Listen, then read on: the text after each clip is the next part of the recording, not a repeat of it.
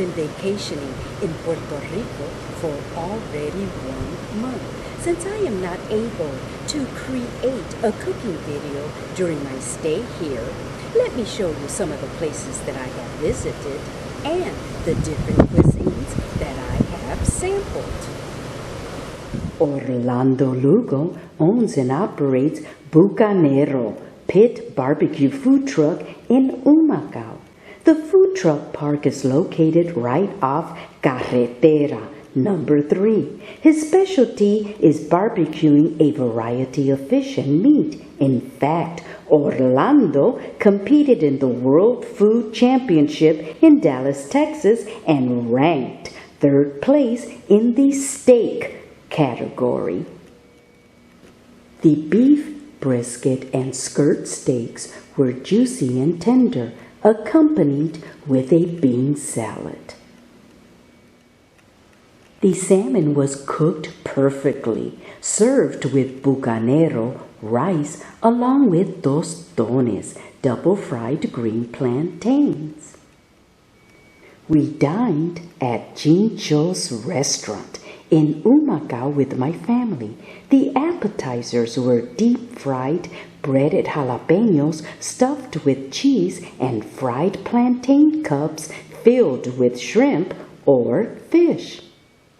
I ordered the shrimp in garlic sauce, camarones al ajillo with tostones.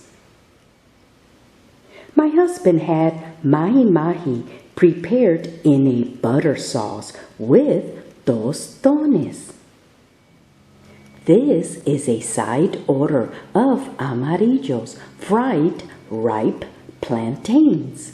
We decided to discover the southwest side of the island. Our first stop was at the dry forest in Huanica.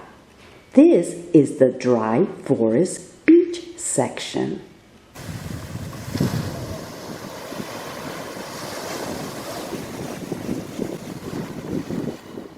As always, our Puerto Rican flag is proudly displayed here in the dry forest.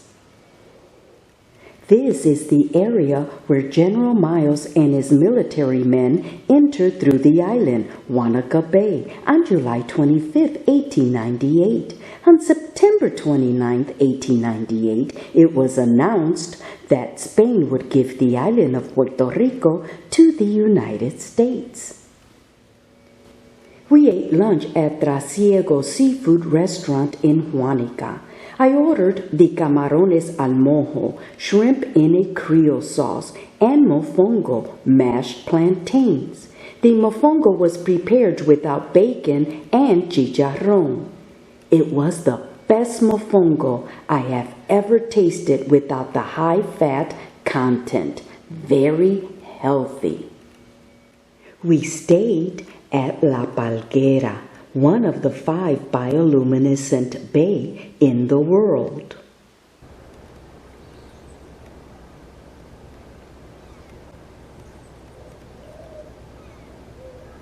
We took a boat ride during the daytime to the popular sandbar, where you can be dropped off to swim, snorkel, or just relax. We also spotted several starfish from the boat on our way to the sandbar. This is the view offshore of our hotel, Parador, Villa Parguera. From afar, you can see several individuals standing on the sandbar in the middle of the ocean. My family and I are waiting to board the boat at night to experience the body of water glowing in the dark waters as the diver agitates the microscopic organisms with their arms and legs. Unfortunately, no regular camera is able to capture this activity in the ocean. Excellent meals were served at the hotel Villa Palguera. Look at this delicious breakfast. This is the octopus salad, ensalada de pulpo, with tostones that I ordered for lunch. Another delicious meal, soupy rice with lobster, asopao de langosta with amarillos, fried ripe plantains. We also fell in love with the mojito de palcha, passion fruit mojito. A new experience in Salinas de Cabo Rojo.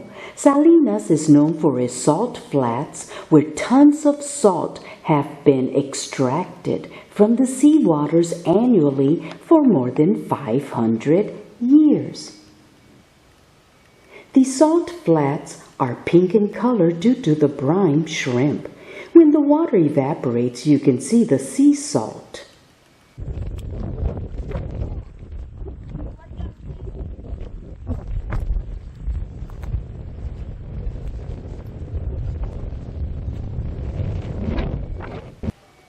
This is where they stockpile the sea salt.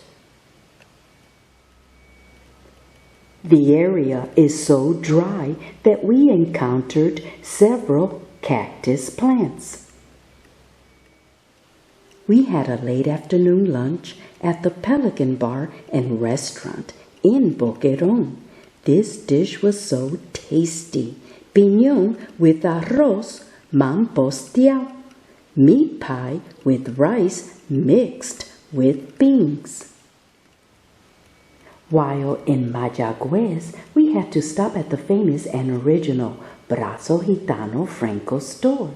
Mr. Enrique Franco brought this delicious dessert, Brazo Gitano, from Spain to Puerto Rico. In fact, the store is still producing this delicious jelly roll in large quantities and distributing it throughout the island since the 1850s.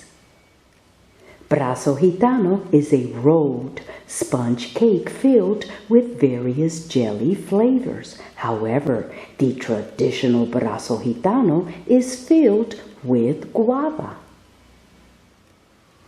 Every city in Puerto Rico has the Catholic Church situated in the town square. This is the Catholic Church in Mayagüez. Several days later, Henry and I visited again Chincho's restaurant and ordered a piñón pizza. The toppings consisted of seasoned ground beef, cheese, fried ripe plantains, and cilantro. We had the opportunity to tour the Bacaldi facility in San Juan. In the visitors section, they were selling empanadillas with various fillings. I decided to try the empanadilla de pionono. Excellent choice. I invited my family to dinner at La Pescaderia in Humacao. We ordered 4 different meals. Halibut topped with a butter and caper sauce, accompanied with tostones, double fried green plantains. Fried red snapper, accompanied with a tomato onion sauce, mojo isleño, and tostones, double fried green plantains. Salmon topped with a coconut sauce, accompanied with amarillos, fried ripe plantains. Yellowtail fish, topped with chunks of seafood and garlic sauce, and served with coconut arepas. My family and I drove through the rainforest on Easter Sunday. We had a late lunch at El Yunque Treehouse restaurant and I ordered a delicious and hot bowl of asopao de gandules, soupy rice with pigeon peas.